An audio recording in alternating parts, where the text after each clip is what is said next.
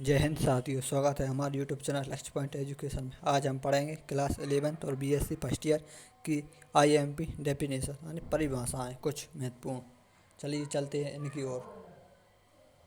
क्या लिखा है इसमें केपलर, इसमें क्या लिखा है इसमें ये देखते हैं अभी हम। केपलर का प्रथम नियम इसमें क्या कहता है डेफिनेशन में। प्रत्येक ग्रह सूर्य के चारों ओर एक दीर्घवृत्ताकार कक्षा में चक्कर लगाता है, जिसके एक फोकस पर सूर्य स्थित होता है। इसे कक्षाओं का नियम भी कहते हैं। अर्थात कक्षाओं मतलब जो गोल गोल चक्कर लगाता है कक्षाओं में, उसे क्या कहते हैं, कक्षाओं का नियम भी कहते हैं केपलर के प्रथम नियम को। इसका द्वितीय नियम देखते हैं केपलर का क्या कहता है। केपलर का द्वितीय नियम, सूर्य और ग्रह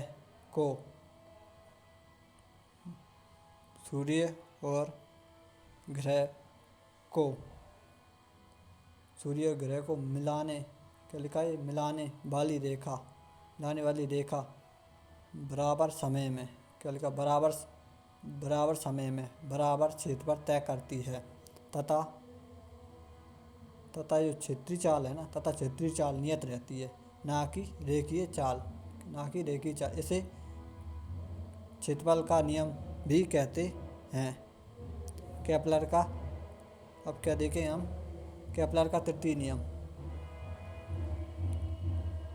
किसी ग्रह के परिक्रमण काल का वर्ग दीर्घवृत्त की अर्धदीर्घ अक्ष के घन के अनुक्रमानुपाती होता है।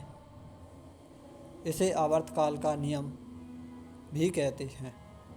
ये हो गई हमारे केपलर के तृतीय नियम की डेफिनेशन। अब चलते हैं हम किसकी ओर, द्रव्यमान केंद्र की ओर। द्रव्यमान केंद्र क्या होता है, किसी पिंड अथवा कणों के निकाय का द्रव्यमान केंद्र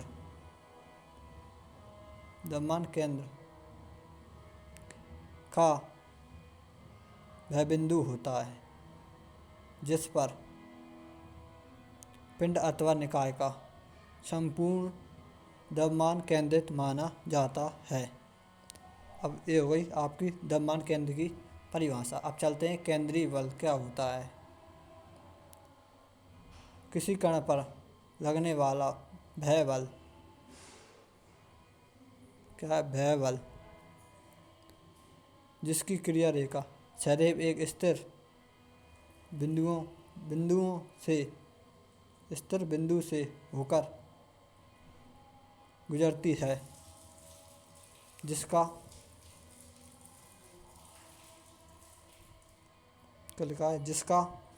परिमाण केवल उस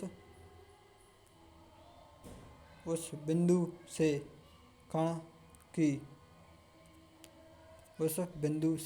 कण की दूरी पर निर्भर करता है, केंद्रीय बल कहलाता है।